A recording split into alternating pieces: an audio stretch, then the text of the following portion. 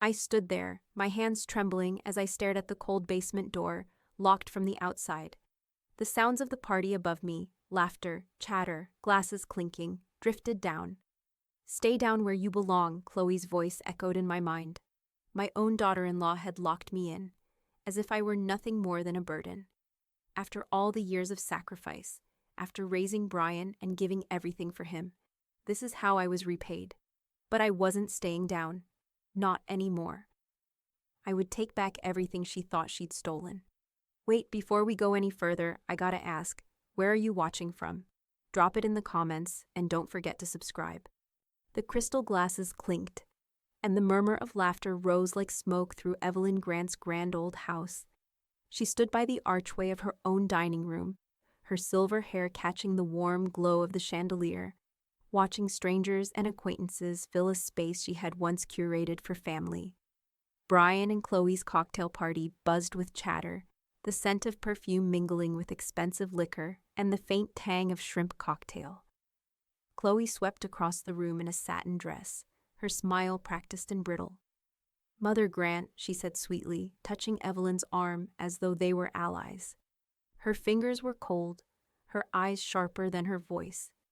Every time Evelyn spoke, whether she complimented a guest tie or recalled a detail of the house's history, Chloe's jaw tightened, the smile faltering before snapping back into place.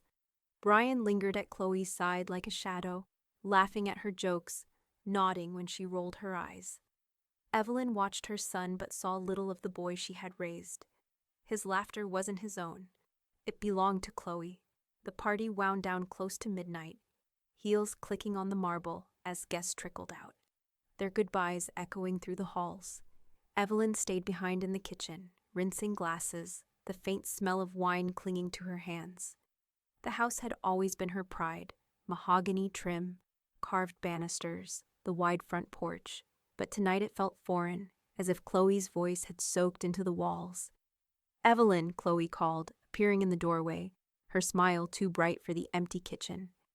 "Could you grab a bottle of Cabernet from the basement?" "I think Brian's boss might stop back for a nightcap," Evelyn frowned. "At this hour?" Chloe tilted her head, her earrings catching the light. "You know how he is." Better to be prepared reluctantly, Evelyn wiped her hands and headed for the narrow basement door. The stairs creaked under her weight, the air growing cooler as she descended. The scent of concrete and dust replaced the rich aromas upstairs. She reached the wine rack along the far wall, fingers brushing labels in the dim light. Then slam! The door above her head crashed shut. The sound of the lock turning followed, sharp and final. Evelyn froze, the bottle slipping from her hand and thudding against the floor. Her voice cracked the silence. "Chloe? What are you doing?" Chloe's voice drifted down, sugar melting into venom. "Stay down where you belong." The words cut deeper than the darkness itself. Evelyn rushed up the steps, pounding her fists against the door. "Open this right now," her voice echoed off concrete, raw with disbelief. But upstairs, laughter resumed. High, careless, drifting into the night like she hadn't spoken at all. She pressed her ear against the wood, catching the sound of Chloe's false laugh mingling with Brian's, her own son. Neither came to her aid. Minutes bled into hours. Evelyn sank onto the bottom step, her hands trembling, the chill of the basement seeping into her bones. Rage bubbled beneath her skin. Hotter than her fear, she replayed Chloe's words again and again. "Stay down where you belong." The phrase etched itself into her mind, a scar she would not forgive. The house above her hummed with muffled music, the clink of glasses, then silence as guests finally departed. Evelyn's throat ached from shouting. She pressed her palms together, steadying herself. If Chloe thought she could bury her in darkness, she was wrong. Evelyn's mind was already moving, mapping every deed, every dollar, every brick of this house that was hers and hers alone. The bolt rattled hours later. Evelyn jerked upright, heart pounding. The door creaked open, spilling a shaft of light down the stairs. "Grandma!" Alex's voice trembled, Horrified, he rushed down, his sneakers slapping the concrete. "Oh my God, you're freezing!" "What happened?" Evelyn gripped his arm, her eyes blazing even in the dim glow. "Chloe happened."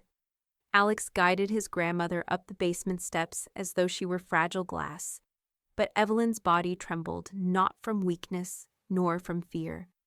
Her anger had settled deep, coiled like a snake ready to strike.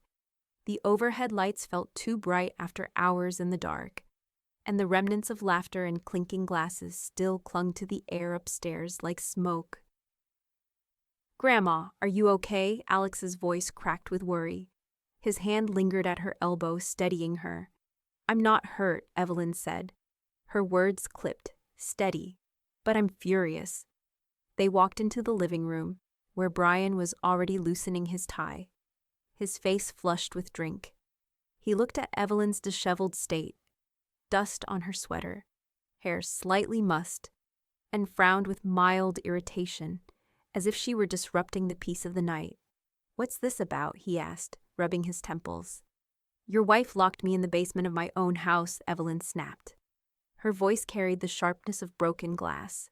Brian sighed, the kind of dismissive exhale she remembered from his teenage years when he didn't want to take responsibility for anything. "You're overreacting." Chloe wouldn't do that. Chloe entered just then, her heels tapping across the hardwood floor.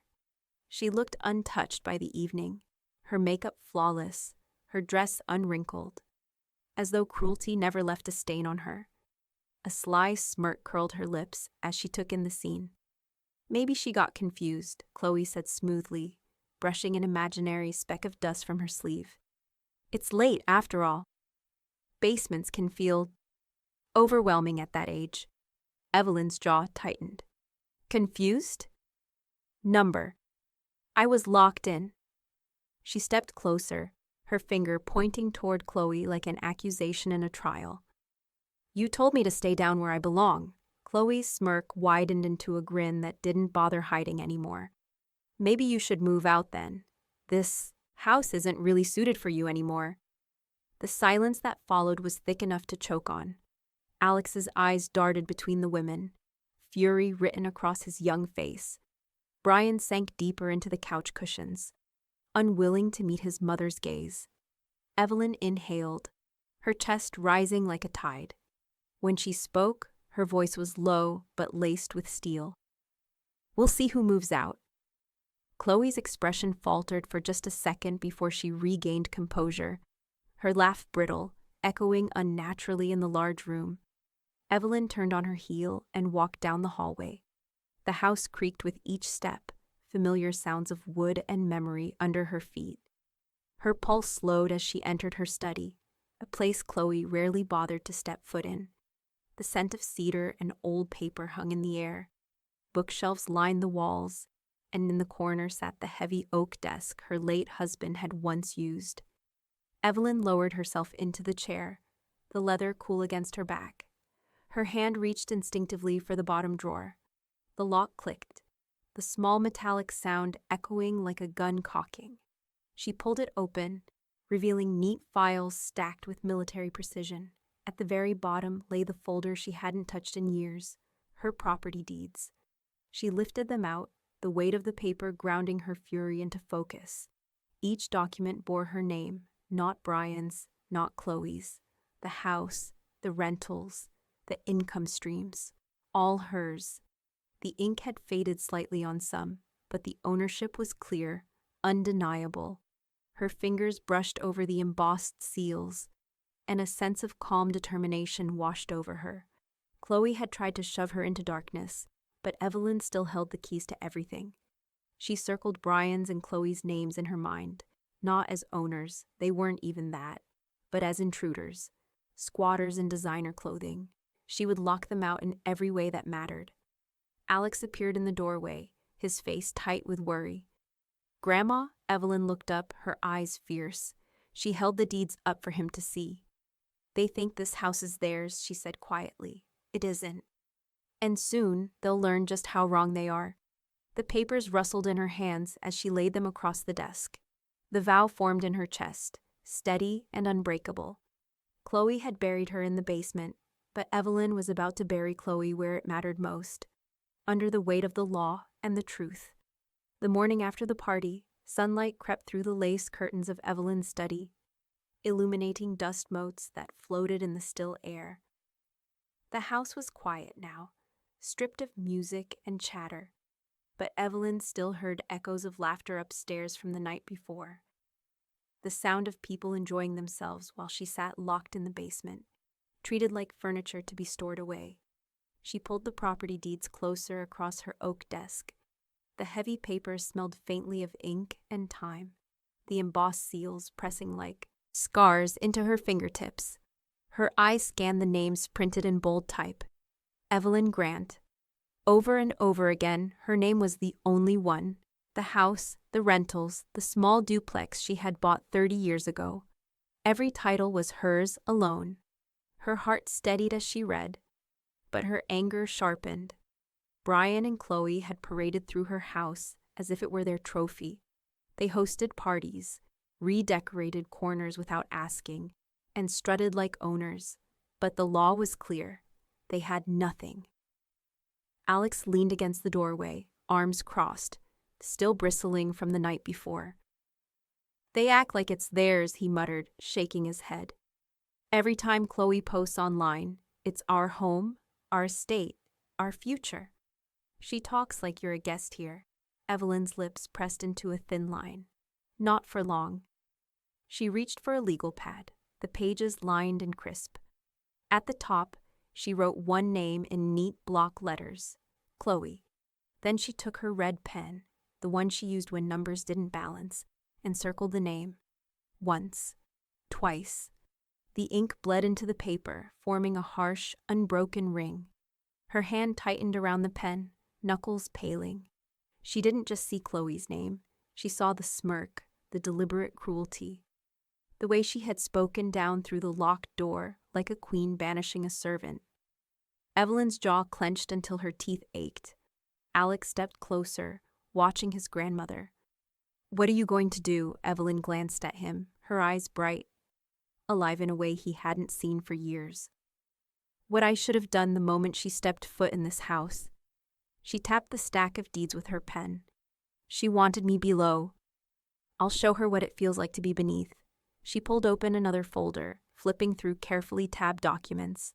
Rent checks, tax returns, maintenance logs, all pristine, filed with her meticulous handwriting. The rentals weren't just properties. They were leverage. Brian and Chloe lived on the monthly income Evelyn provided without ever earning it. If she cut that stream, they would feel it immediately. Her hand hovered over the phone on her desk. She hadn't dialed the number in years, but she still remembered it. Janice Miller, sharp as a tack, trustworthy, and one of the few people who knew exactly how much Evelyn still controlled. But Evelyn hesitated for a moment, her gaze drifting back to the red circle around Chloe's name. "No," she murmured to herself. "This isn't just about taking back what's mine. This is about teaching her what she never learned, respect." Alex watched her, uncertain but intrigued. "Grandma, whatever you're planning, just tell me you won't let them get away with it." Evelyn gave a slow, deliberate nod. "I won't. They made the mistake of underestimating me." Her fingers tightened on the phone receiver, the cool plastic pressing into her palm. She dialed the number with measured precision. Each tone rang sharp. In the silence, a countdown she relished. When the line clicked and a familiar voice answered, warm, professional, tinged with surprise, Evelyn's voice was steady, calm, but burning beneath the surface. "Janice," she said, "it's Evelyn Grant. I need your help. It's time I put my affairs in order, and my tenants out." The cafe was warm with the scent of roasted beans and cinnamon scones, its windows fogged against the late morning chill. Evelyn slid into a corner booth, her binder tucked under her arm like a shield. She had dressed deliberately, pressed blazer, pearl earrings, the air of a woman who still commanded her own fate. If Chloe imagined she could bury her in shadows, she would show the opposite. She could shine. A familiar voice broke through the hum of conversation. "Evelyn Grant," Janice Miller said with a grin, sliding into the booth across from her. She still carried herself like the sharpest broker in town. Hair sleek, nails painted in understated polish, and an iPad already open. It's been years, but you don't look like someone ready to fade into the background. I'm not, Evelyn replied, her tone clipped. She placed the folder on the table and tapped it with one manicured finger. Chloe locked me in my own basement during a party, said I belonged down there, and Brian did nothing. Janice's eyes narrowed, a spark flashing in them. She leaned forward, lowering her voice. That's not just cruel, that's arrogance. They really think the house is theirs? They act like it. They tell people it is. But you and I both know the truth. Evelyn opened the folder, spreading the deeds across the table. The embossed seals caught the light, bold as medals. Janice studied them with a practiced eye, then chuckled, shaking her head. You still own every inch. They're just squatters with fancy clothes. The words hit Evelyn like a tonic. She hadn't realized how much she needed to hear them out loud. Her lips curved into a faint smile. Then I want them gone. Janice arched an eyebrow, tapping her stylus against the iPad. Gone how? You want to sell? Transfer? Evict? Evelyn didn't hesitate. All of it. Restructure every account. Every property. They've been leeching off my rentals for years. I want the money rerouted where they can't touch it. And I want legal safeguards that lock them out permanently. Janice's smile sharpened. Then let's pull the rug out from under them, legally. We'll funnel the rental income into a protected trust. You'll remain in full control. By the time they notice, they'll be choking on paperwork. Evelyn leaned back, a flicker of satisfaction warming her chest. The cafe's hums surrounded them, espresso hissing, spoons clinking, but she felt insulated, as if they were conspirators at a secret table. Janice scrolled quickly through her iPad, pulling up templates and strategies. It'll take signatures, filings, and some notarization, but you have everything in order already. You've been too good a record keeper for them to wiggle through. She paused, meeting Evelyn's eyes. Are you ready for this fight? Once we start, there's no going back. Evelyn thought of Chloe's smirk at the basement door, of Brian's shrug when she begged him to take her seriously. She thought of her own hands pounding wood while laughter echoed above. I was ready the moment she turned the key. Janice reached across the table, laying a steady hand over Evelyn's. Then let's do it. The two women bent over the table, signing preliminary authorizations, mapping timelines, and drafting instructions. It wasn't just business. It felt like strategy before battle. Every stroke of the pen was a strike against the indignity Evelyn had suffered. When they finished, Evelyn gathered the papers into her binder with a care that felt ceremonial. She buried me once. She won't get the chance again, Janice smirked. And when the dust settles, she'll realize you were standing over her the whole time. They parted with a firm handshake, the weight of partnership solid between them. Evelyn stepped out into the crisp Cincinnati air, her binder pressed tight against her chest. For the first time since the basement, she felt taller, steadier, unbreakable. At home, she settled into her study, tea steaming beside her, and opened her laptop. A notification pinged from her grandson, Alex, another screenshot. Evelyn clicked it open, her eyes narrowing. It was a social media post from Chloe, taken that very morning. Her perfectly manicured hand rested on the carved banister of the staircase, the caption written in smug, flowing script. Can't wait till this house is finally ours. Evelyn's hand curled into a fist. The house wasn't Chloe's, and soon Chloe would learn just how wrong she was. The courthouse clerk stamped the last set of documents with a heavy thud, the red ink spreading like blood across the page. Evelyn stood at the counter, her pen still warm from her signature, while Janice slid the stack neatly into a folder. The scent of old paper and floor polish lingered in the air, the sterile hum of fluorescent lights underscoring what they'd just done. That's it, Janice said, her voice clipped with satisfaction. Every rental property's income now routes into your protected trust. No more checks to Brian and Chloe. No loopholes. No access. Evelyn exhaled, her chest expanding with the kind of relief that wasn't light but firm, like a door bolted shut. They've lived on my rent long enough.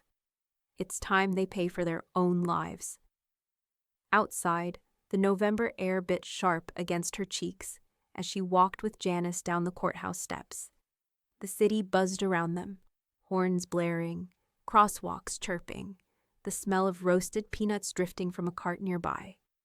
Evelyn clutched the folder against her chest, a fortress in paper form. Janice's heels clicked confidently on the pavement. And that's only step one. You filed your occupancy notice too. Once the process is complete, you'll have full claim to the house again. They can host as many parties as they like, but soon they'll be hosting them on the curb.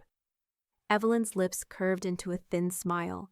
They threw me into the basement of my own home. Now I'll throw them out of it entirely. That evening, Alex arrived at the house, his backpack slung over one shoulder. He closed the door carefully behind him, his expression serious. "Grandma," he said, pulling out his phone. "You need to see this." On the screen were Chloe's latest posts. One was a photo of her standing at the bay window, a glass of wine in her hand. The caption read, "So glad Brian and I will finally own this place soon. It's basically ours already." Another showed the sprawling staircase Evelyn had polished herself for decades. Chloe's caption, "Every queen needs her castle." Evelyn's jaw tightened as she scrolled. "Every word she says is a rope for me to pull." Alex leaned back in the chair across from her, anger flashing in his eyes. "She's digging her own grave." Evelyn tapped the screen, saving each post. "And I'll be the one handing the shovel." Later that night, Evelyn sat at her desk, the lamp casting a warm glow across her papers. She laid out the deeds, the trust filings, and now the screenshots. Each one an arrow aimed at Chloe's arrogance. She didn't need to shout. She didn't need to plead. She would let the law do the speaking for her. Janice called just before bed. Her voice crisped through the receiver. "I've already sent notices to their bank. Tomorrow, when they try to cash the rent checks, they'll bounce harder than a rubber ball." Evelyn allowed herself a quiet chuckle. "And Chloe will look ridiculous when she has to explain why the money dried up overnight." Janice's tone turned sly. "Exactly. By the time they realize the well is dry, you'll be drinking champagne on the porch. We'll tie the knot tight around their throats." Evelyn glanced at the framed photo of her late husband on the shelf. She touched the glass softly, whispering, "She thought she could humiliate me. But you taught me better than that." The next morning, Evelyn poured herself coffee in the kitchen, the smell rich and comforting. She was savoring her first sip when the front door banged open. Brian stormed in, his tie askew, his face red with fury. Chloe trailed behind him, her arms crossed, her lips pressed into a thin sneer. Brian slammed his palm against the counter. "Why are the checks bouncing, Mom?" The coffee in Evelyn's cup rippled from the impact, but her hand remained steady. She set the cup down carefully, lifted her chin, and met his gaze with calm steel. The game had begun. Evelyn didn't flinch.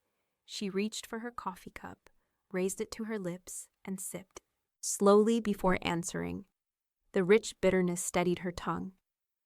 "Because it's my money," she said, each word measured, final. Chloe's heels clicked sharply as she stepped closer, her perfume sour in the air. Her lips curled into a sneer. "Your money? Don't be ridiculous. Brian and I have built a life around those rentals. We've kept this house vibrant, made it social, made it respectable." She jabbed a manicured finger toward Evelyn. "You've just been sitting." Evelyn set her cup down with a soft clink. Her voice cut through Chloe's tirade, low but searing. "You locked me in a basement like a piece of luggage." "You won't lock me out of my accounts," Brian sputtered, tugging at his collar. "That's not what happened. Chloe was she was—" "Cruel," Evelyn snapped, her eyes narrowing. "She was cruel. And you let her." Chloe's laugh was sharp, hollow. "Oh, please. If you think you can cut us out and live like some queen in her castle, you're mistaken.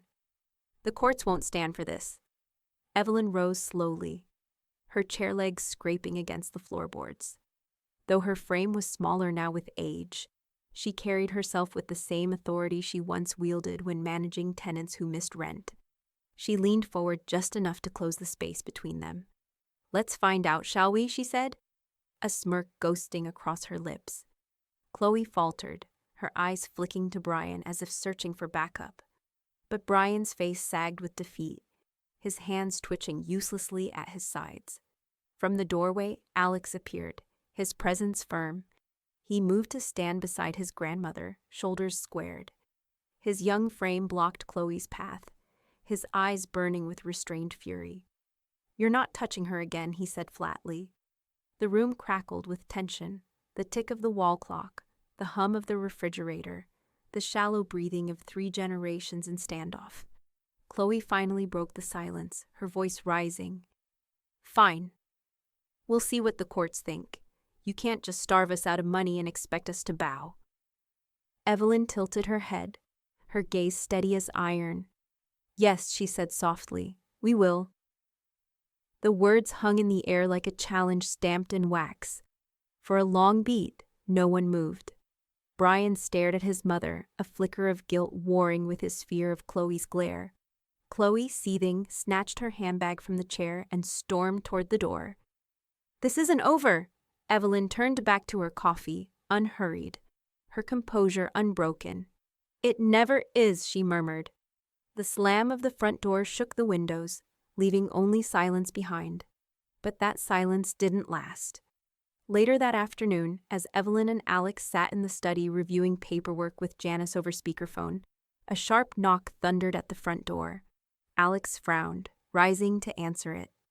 On the porch stood a uniformed sheriff, broad-shouldered, a clipboard in one hand and a thick envelope in the other, his boots scuffed against the welcome mat that Chloe had smugly chosen months ago. "Delivery for Brian and Chloe Grant," the sheriff announced.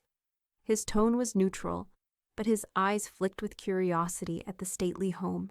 He held out the envelope. Alex took it, his heart pounding, and handed it to Evelyn. She slid it open with steady hands. The bold letters across the top made her lips twitch upward. "Notice of eviction." The sheriff cleared his throat. "They have 30 days to vacate." Court order. Evelyn folded the paper neatly, slipping it back into the envelope. Her gaze lingered on the staircase, where Chloe had once posed for photos, captioning them as if she were queen of the house. Not anymore. The courthouse smelled faintly of disinfectant and worn paper, the kind of scent that clung to every bench and marble wall. Evelyn adjusted her pearl earrings in the reflection of a dusty glass pane before stepping into the courtroom. She wasn't nervous. She was sharpened. The memory of Chloe's voice through the basement door burned like fuel in her veins.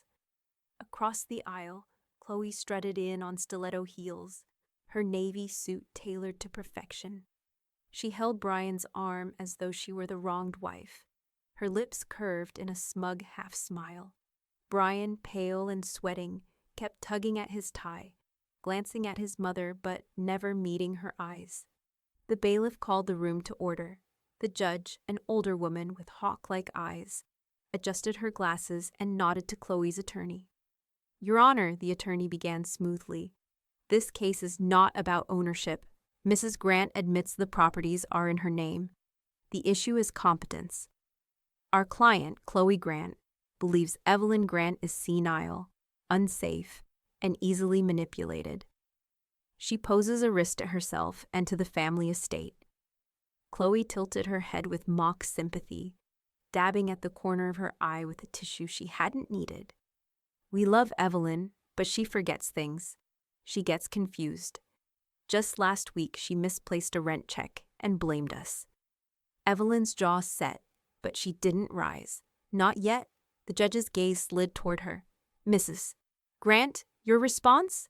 Janice stood first, her voice crisp. "Your Honor, this accusation is not only unfounded, it's insulting. Allow me to present Exhibit A."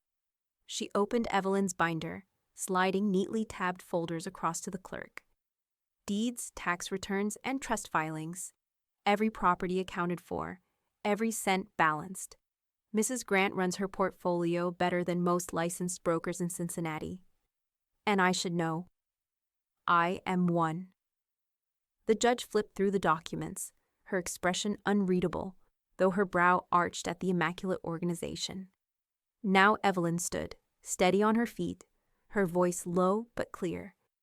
Senile, unsafe. I've paid every bill on time for 30 years. I managed tenants through recessions and renovations. I built this estate with sweat and calculation. And while I was in the basement, locked in the dark by my daughter-in-law, she cut her eyes at Chloe, whose smirk faltered. I realized the only confusion here is Chloe mistaking herself for the owner. A murmur rippled through the courtroom.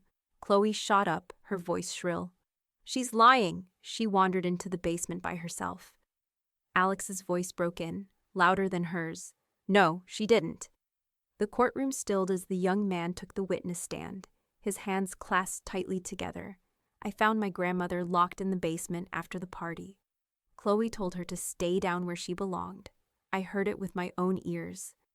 Gasps echoed from the gallery. The judge's pen froze over her notes. She studied Chloe, whose face had gone pale beneath her makeup. That, the judge said slowly, her voice heavy with disapproval, borders on abuse. The gavel struck once, sharp and final. The eviction order stands. Mrs. Grant retains full rights to her home and properties. Motion to dismiss her as incompetent is denied. Brian sagged in his chair, his hand sliding from Chloe's grip. Chloe, however, leaned forward, her nails digging into the table, eyes blazing at Evelyn with venom. As the courtroom emptied, Evelyn gathered her binder with care, slipping each document back into place. She could feel Chloe's stare burning holes into her back. Finally, Chloe's voice cut through the shuffle of footsteps, a hiss laced with rage. I'll ruin your name before you ruin mine. Evelyn turned just enough to meet her glare, her calm smile an unspoken promise. Just try. The whispers reached Evelyn before the knock at her door ever did. At the grocery store, she caught sidelong glances. At church luncheons, conversations hushed when she entered. By the third day, she overheard two neighbors at the mailbox, their voices low but not low enough. They say she's losing it, wandering around at night, misplacing things. Chloe said she found her confused in the kitchen with the oven on Evelyn's blood-cooled. Not with fear, but with clarity. Chloe hadn't wasted a breath. She was already planting poison. By the end of the week, Evelyn decided she wouldn't let whispers rot her reputation. She invited the entire block to her house for coffee, tea, and pastries. No flyers, no grand announcement, just personal calls, steady and confident. She wanted them close, where she could look them in the eye. Saturday morning dawned brisk and bright. The scent of freshly baked scones and brewed coffee filled Evelyn's kitchen as Alex set the table with china cups, their delicate rims glinting in the sunlight. Evelyn, dressed in a crisp cream blouse, moved with practiced grace, her binder already waiting on the sideboard like an unspoken guest. Neighbors trickled in, their coats draped over chairs, their voices tentative. Evelyn welcomed each with warmth, her smile genuine but firm. She let the chatter flow at first. The weather, football scores, a new grocery store opening down the block. Only once every seat was filled and mugs were steaming did she clear her throat.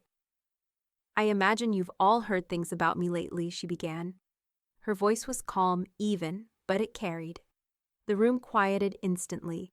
Chloe has been telling you I'm unstable, that I'm forgetting things, making reckless choices. She paused, scanning their faces. Some looked guilty, others curious. A few avoided her eyes altogether. Evelyn opened her binder with deliberate care. The scent of ink and paper rose into the air. Here are the facts. She laid out the court order from the eviction hearing, sliding it across the table so everyone could see the bold lettering and the judge's signature. This is a legal ruling affirming my ownership of this house and every rental property attached to my name. She added the trust filings, neat and embossed. And these are the protections I've set in place to ensure my estate is handled properly. By me and only me. The neighbors leaned in, their whispers now different, awed, even embarrassed. One older man cleared his throat. Chloe said you couldn't keep track of your bills. Evelyn's lips curved in a wry smile. I've kept track of every penny for 40 years. Ask the IRS if you doubt me. My records are tighter than a drum. A ripple of laughter broke the tension. Alex stepped forward, his posture tall, his voice steady. They locked her in the basement during a party. That's the truth. I was the one who found her down there. So if anyone's losing their grip, it isn't my grandmother. Gasps spread around the room. A woman clutched her necklace, eyes wide. Another muttered, "That's cruel." Evelyn let the silence stretch before speaking again, her tone softer but resolute. Their masks are slipping. And I'm tearing them off, she closed the binder with a firm snap. The conversation shifted quickly after that. Neighbors who had come doubtful now nodded with sympathy, some even with admiration. By the time the last guest left, carrying a leftover scone wrapped in a napkin, Evelyn felt the weight of rumors lifting. Chloe had tried to paint her as fragile. Instead, she had painted herself as a liar. That evening, as Evelyn and Alex cleaned up, the boy grinned. They believe you now. They saw it with their own eyes. Evelyn rinsed a cup, her expression calm but firm. Belief is stronger when it's built on proof. She had just finished drying her hands when a heavy thump hit the front porch. Alex opened the door to find an official envelope stamped with the county seal. Inside, petition for guardianship. Filed by Brian Grant. Evelyn's lips tightened. Chloe's lies hadn't been enough. Now Brian was trying to claim her freedom. The courtroom buzzed with a low hum of whispers, the kind that carried both curiosity and doubt. Evelyn walked to her table with her binder tucked neatly under her arm, the faint scent of lemon polish from its leather cover rising to her nose. She dressed deliberately in navy blue, her late husband's cufflinks gleaming at her wrists, a reminder of the battles they had already weathered together. Brian sat opposite her, shoulders squared but eyes darting nervously. Chloe leaned in, whispering to him, her expression painted with false confidence. She wore a cream blazer and pearls, trying to look respectable, but her nails tapped furiously against the table as though betraying her tension. The bailiff called the court to order. The judge, a middle-aged man with a sharp brow and weary patience, glanced down at the petition before him. Mr. Grant, you are petitioning for guardianship of your mother, Evelyn Grant, claiming she is no longer capable of managing her affairs. You may proceed. Brian stood, his palms damp, his voice straining for authority. Your Honor, my mother, she's not herself anymore. She forgets things. She misplaces important documents. She can't live alone safely. I only want to protect her and the family estate. Chloe nodded vigorously beside him, pressing a tissue to her lips for show. The judge's gaze shifted to Evelyn. Mrs. Grant, do you have a response? Evelyn rose, her binder clasped against her chest. Her voice carried steady, measured strength. Yes, Your Honor, I may be 71, but I am sharper than ever. And unlike my son, I don't confuse entitlement with care. She laid a folder on the clerk's desk, the paper crisp and smelling faintly of ink. Exhibit A, my full medical evaluation, completed just 2 months ago. Cognitive testing, memory recall, reasoning, all results in the top percentile for my age group. Signed by Dr. Bennett, a neurologist with 30 years' experience. The judge leafed through the report, his brow lifting as he scanned the highlighted sections. Evelyn didn't wait for reaction. She opened another folder, pulling out neatly tabbed binders. Exhibit B, my property management records, every rent payment tracked, every tax filing submitted on time, every maintenance order logged and executed. This haba, she spread the pages like cards at a poker table, is not the work of someone unfit to manage her life. This is the work of someone who has been carrying her family on her back, while others have only taken. A murmur rippled through the gallery. Brian flushed, his voice cracking as he tried to interrupt. She's covering things up. Alex helps her with all of that. The judge raised a hand. Let's hear from Alex then.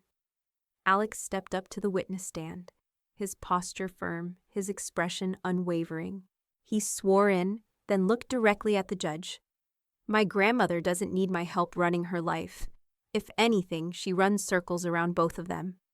I've seen her manage tenants, handle accounts, and hold her ground when Chloe and my dad tried to bully her. She doesn't forget. She doesn't falter. She's the strongest person I know. Evelyn felt a swell of pride tighten her chest. The judge tapped his pen against the bench, his voice firm. I've heard enough. Mr. Grant, this petition reeks of exploitation. Your mother is competent, organized, and perfectly capable of independence. Petition denied. The gavel cracked once, echoing like thunder in the chamber, but the judge wasn't finished. Furthermore, I am awarding Mrs. Grant legal fees. It is unacceptable to drag her through this process under false pretenses. Brian sagged into his chair, his face pale. Chloe's bravado drained, leaving her lips pressed into a thin, bloodless line. She tried to whisper to Brian again, but his eyes remained fixed on the table, defeated. Evelyn gathered her papers with calm precision, sliding them into her binder. The victory wasn't just legal, it was symbolic. They had tried to label her weak. Instead, they had exposed their own desperation. As she exited the courtroom, the scent of polish and dust giving way to the crisp bite of autumn air, Janice fell into step beside her.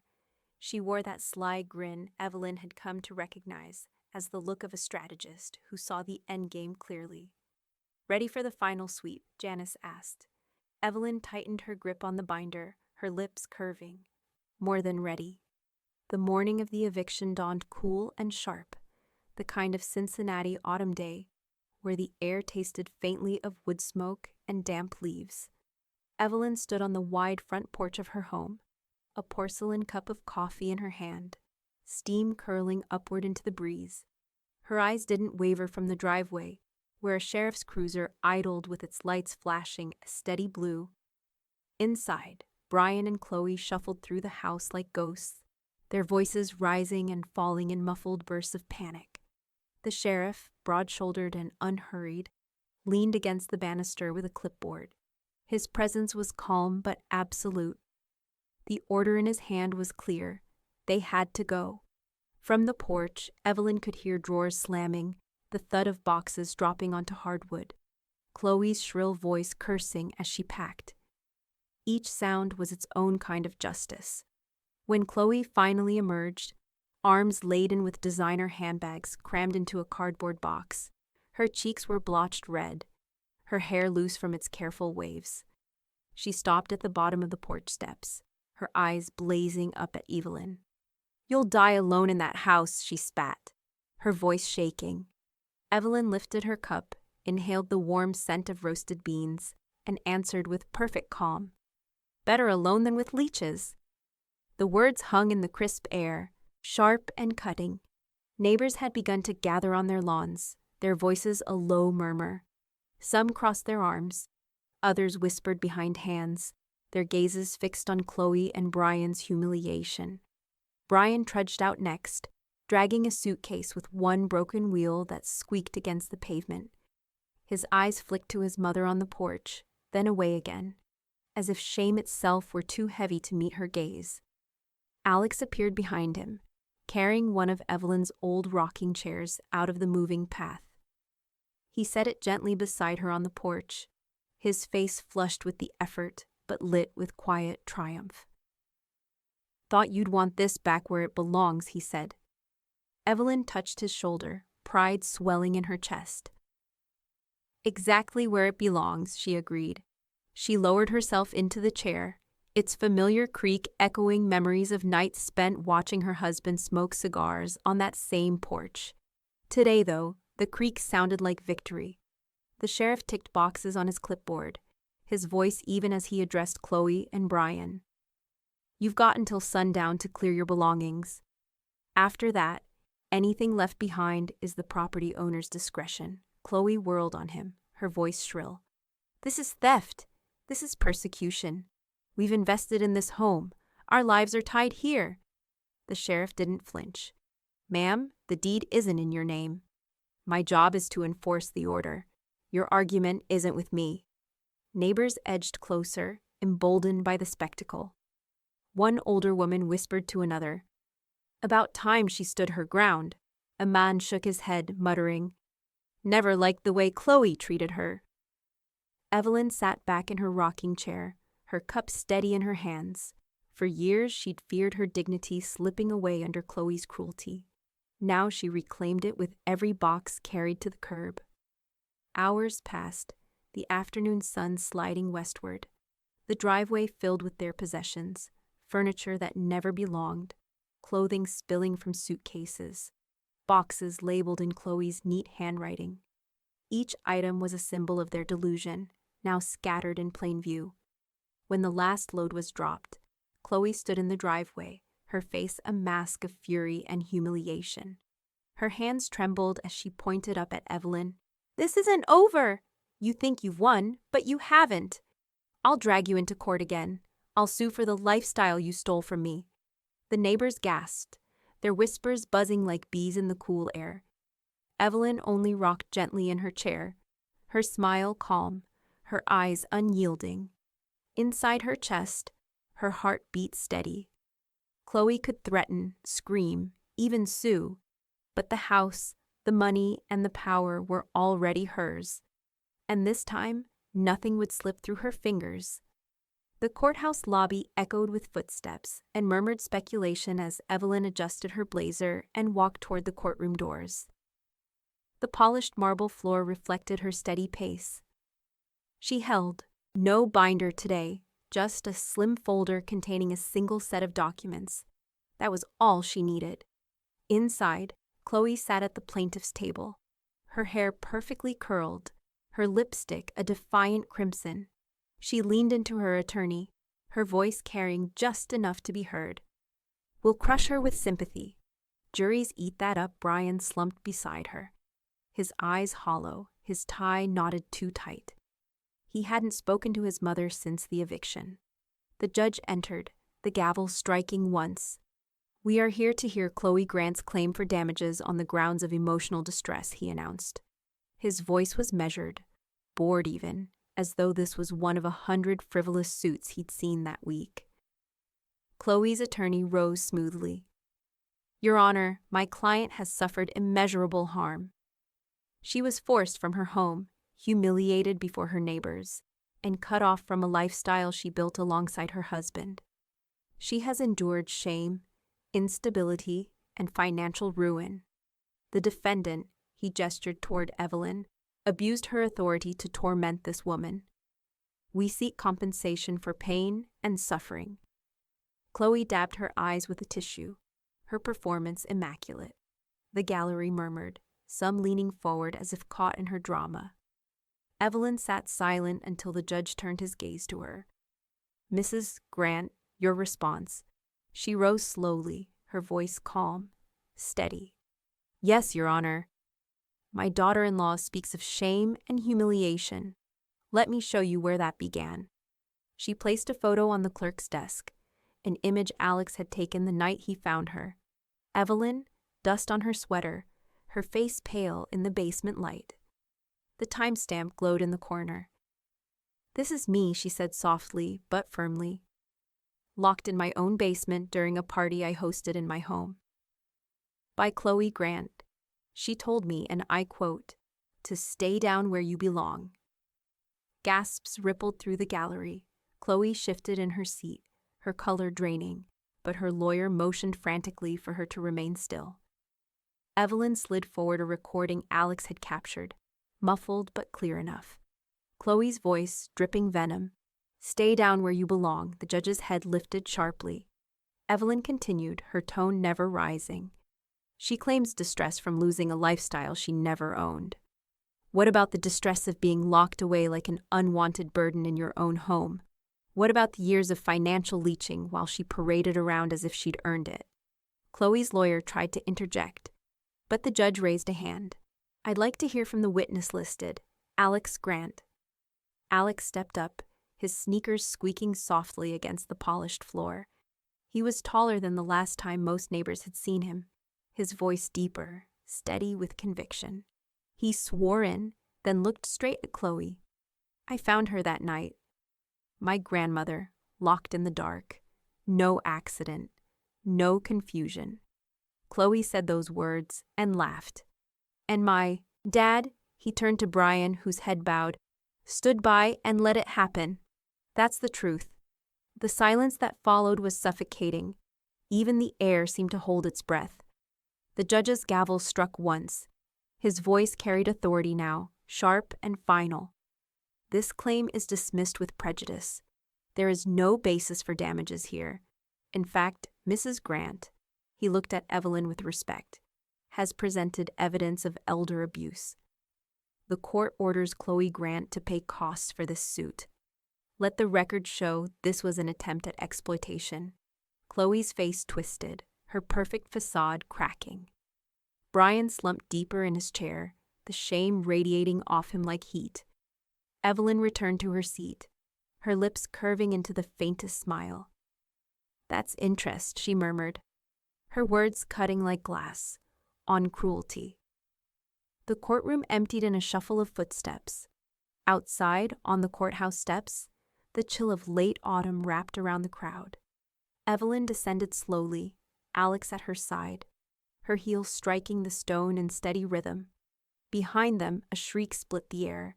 Chloe's voice, shrill and furious, echoed off the marble columns. She spun on Brian, her words venomous. "This is your fault, all of it. You're useless. You couldn't even win against your own mother." Passers-by turned, eyes widening at the spectacle. Evelyn didn't break stride. The sound of Chloe's rage faded behind her like the last gasp of a storm already beaten. The rumble of the moving truck echoed down the street, its diesel engine growling as it idled at the end of the driveway. The crisp winter air carried the metallic clatter of dollies rolling and the hollow thuds of boxes stacked against one another. Evelyn stood on her porch, wrapped in her wool coat, her hands folded in front of her. She watched calmly as the movers, professional, efficient, indifferent, hauled Brian and Chloe's possessions out of her house piece by piece. The first load was furniture, the tufted couch Chloe had insisted on buying, upholstered in cream velvet that never belonged in a house with history.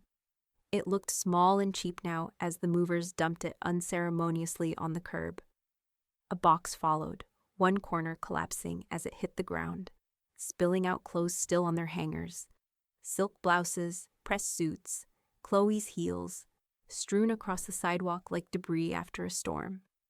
Chloe's voice rose above the noise, shrill and frantic. She stood in the driveway, her face blotched red, tears streaking through her carefully applied makeup. "This isn't fair," she screamed, stamping her heel against the concrete.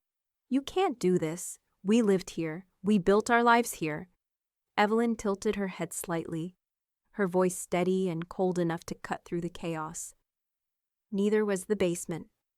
The words landed like a slap, and Chloe recoiled, her mouth opening and closing before collapsing into fresh sobs. Alex leaned against the porch, railing, his hands shoved in his jacket pockets. When Evelyn spoke, he clapped once, quietly but firmly, the sound carrying across the yard. His smirk was small but proud. "She had that coming," he murmured, more to himself than to anyone else. Neighbors gathered at the edges of their lawns, drawn by the spectacle. Some whispered behind gloved hands, their breath visible in the cold air. Others didn't bother hiding their smirks. Mrs. Keegan from across the street shook her head, muttering. Karma finally caught up with them. A younger couple leaned close, their whispers carrying. "Can you believe she tried to take Evelyn's house? Now look at her." Every item dumped on the curb felt like another layer of Chloe's false image being stripped away. The ornate lamp she'd bragged about finding in Paris, really from an outlet store. The gilded mirror she loved to pose in front of for her endless social media posts. Even her jewelry boxes, rattling as they were stacked roughly on the pile, looked cheap when exposed to daylight. Brian emerged from the house last, his shoulders slumped, dragging a duffel bag that scraped against the concrete. He didn't shout, didn't argue, didn't even glance at his mother. His silence was louder than Chloe's tears, and it stung her worse than any insult. He looked like a man hollowed out, a shell walking toward the curb. Chloe turned on him, her voice breaking. "Say something! Do something! Don't just stand there!" She clawed at his sleeve, but Brian only pulled away, his head bowed. Evelyn stayed silent, letting the scene play out as if it were theater performed for her porch. The movers didn't stop. They stacked box after box until the curb overflowed with the remnants of Brian and Chloe's life, spilling into the street like trash on collection day. The sheriff, present to ensure compliance, gave Evelyn a polite nod from the end of the driveway. "Ma'am, that's the last of it." Evelyn returned the nod, her face serene. She turned to Alex. "Help me with the door." Together they stepped back inside, Alex lifting the old oak door with care as it swung shut. Evelyn took one last glance through the glass pane, meeting Chloe's wild, tear-filled eyes. Then she pushed the door closed. The heavy lock clicked into place with a finality that reverberated through the house. Outside, Chloe's screams echoed down the block. Inside, Evelyn's home exhaled, free at last. The courthouse was quieter this time, less crowded, but the tension inside was just as sharp. Evelyn sat with Janice at her side, the faint scent of coffee clinging to the air from the vending machine in the hall. She didn't fidget. She didn't need to. Today wasn't about defense. It was about closure.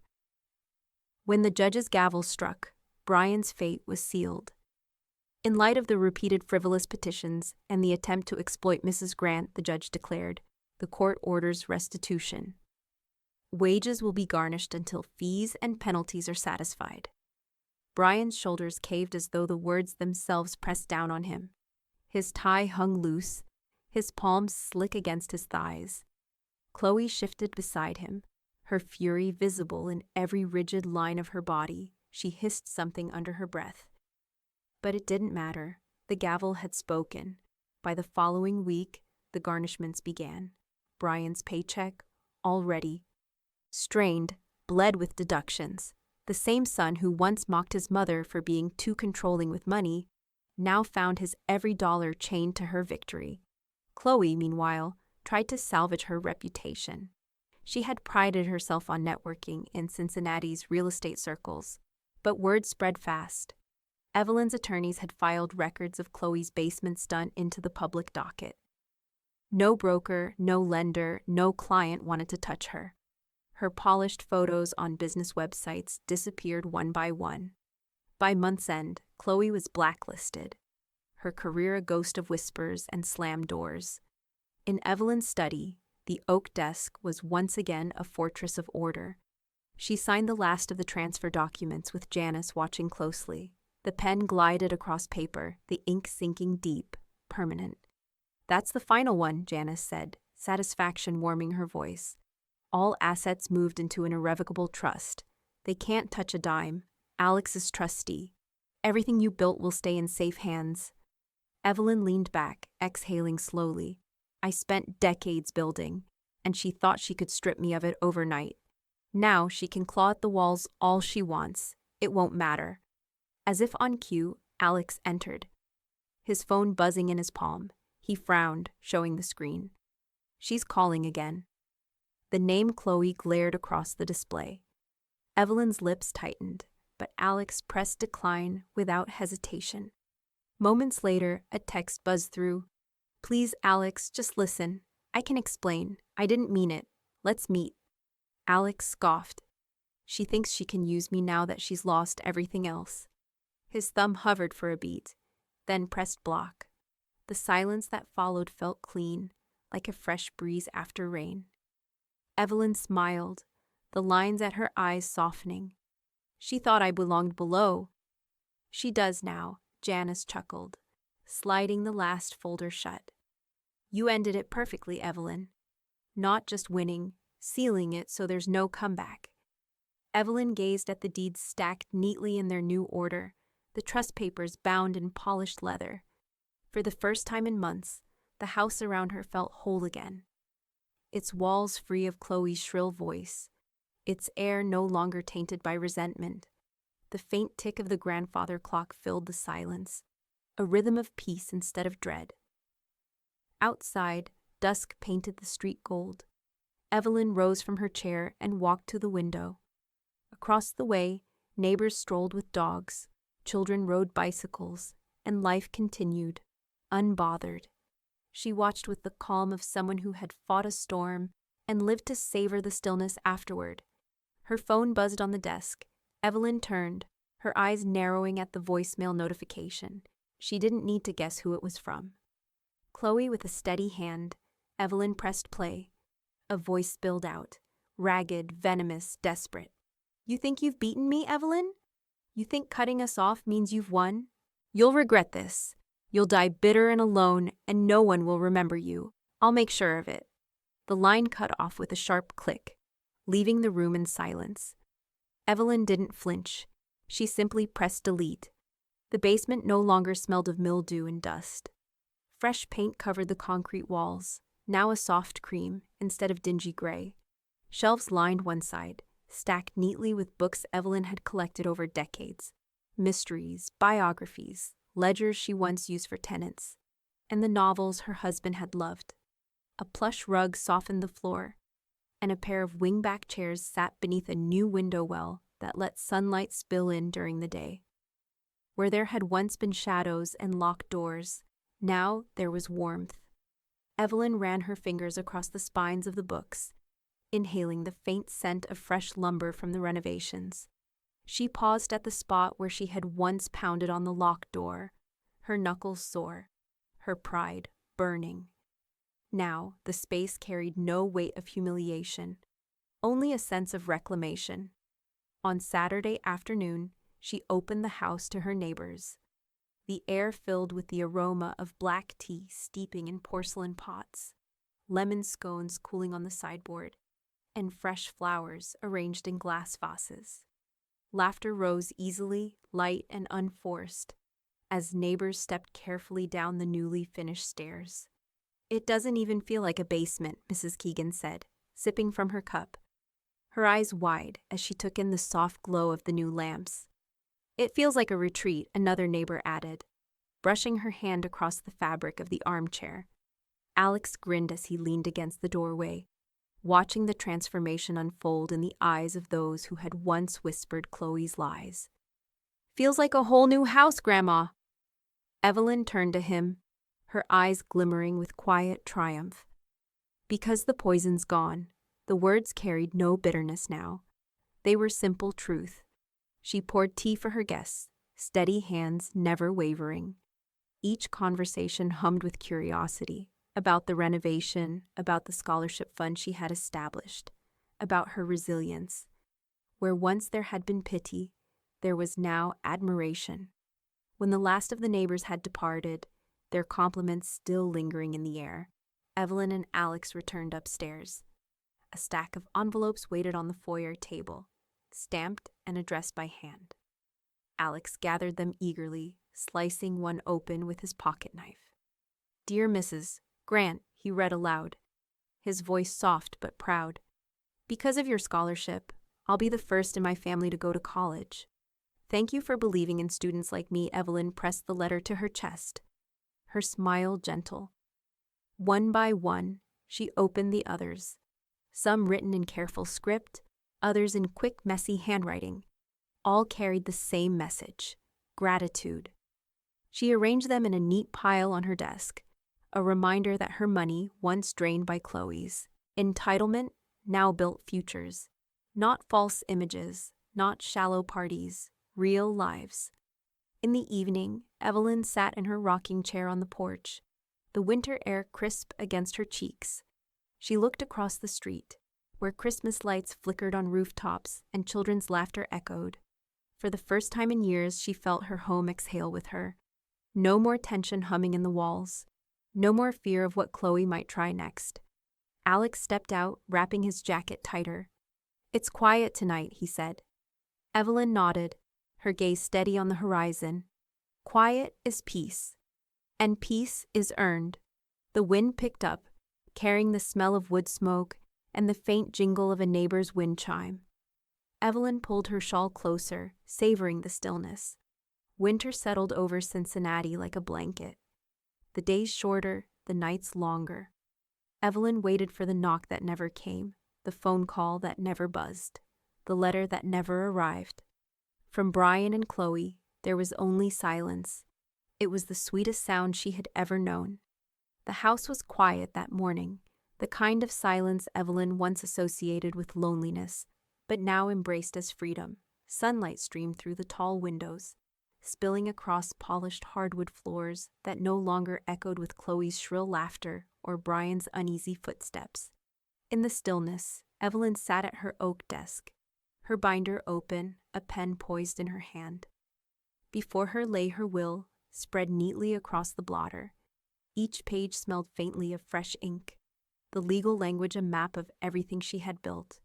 Her eyes scanned the lines, steady, searching for names that no longer deserved to be there. And there they were, Brian Grant and Chloe Grant. Her pen hovered for only a moment before she drew a single, precise line through them. The strike of ink was quiet, but in Evelyn's chest, it rang like a church bell. Gone. In their place, she wrote Alex's name, his handwriting bold and youthful beside hers, on the witness lines he had already signed. The trust insured her properties, her savings, her home. All of it would flow to him. Nothing for the ones who had buried her in humiliation. Everything for the grandson who had opened the door. Alex entered quietly, carrying 2 mugs of tea. The scent of chamomile filled the study as he set one beside her. He glanced at the pages, then at his grandmother. "You kept everything, Grandma." And your dignity, Evelyn met his gaze, her lips curving into a small, resolute smile. That was the point. Together, they walked to the living room, where sunlight poured through the windows and warmed the walls. Evelyn carried with her a crisp sheet of paper, an official copy of the eviction order. The judge's signature stamped bold at the bottom. She slid it into a frame she had bought especially for this moment. The frame clicked shut, the glass catching the light. Evelyn hung it on the wall above the mantel, right between family, photographs of her younger years and the portrait of her late husband. To visitors, it would look like just another document of achievement. But Evelyn knew. It was her proof, her trophy, the day she had taken everything back. Alex stood beside her, his hands in his pockets, studying it with quiet awe. "That's better than any diploma or award," he said.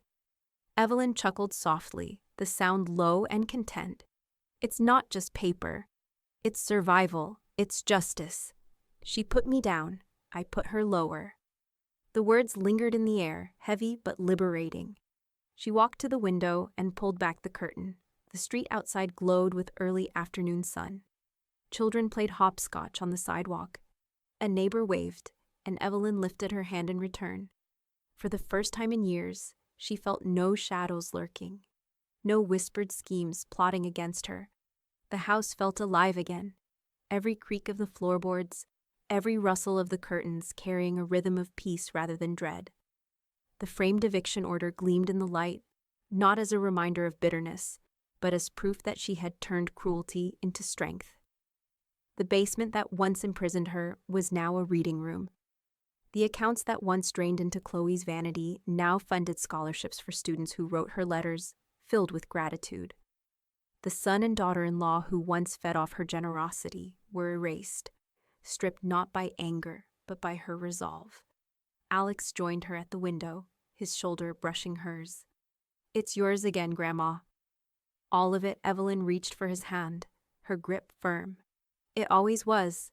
I just had to remind them." The afternoon light shifted, casting long golden streaks across the floor. Evelyn inhaled deeply, the scent of tea and old wood filling her lungs. She felt steady, whole. No longer the woman shoved into darkness, but the woman who chose her own ending. She turned once more to the framed eviction order, her voice low but resolute, as though speaking to Chloe across the distance. At the party, my daughter-in-law locked me in the basement and said, "Stay down where you belong," so I put her down when I took everything back.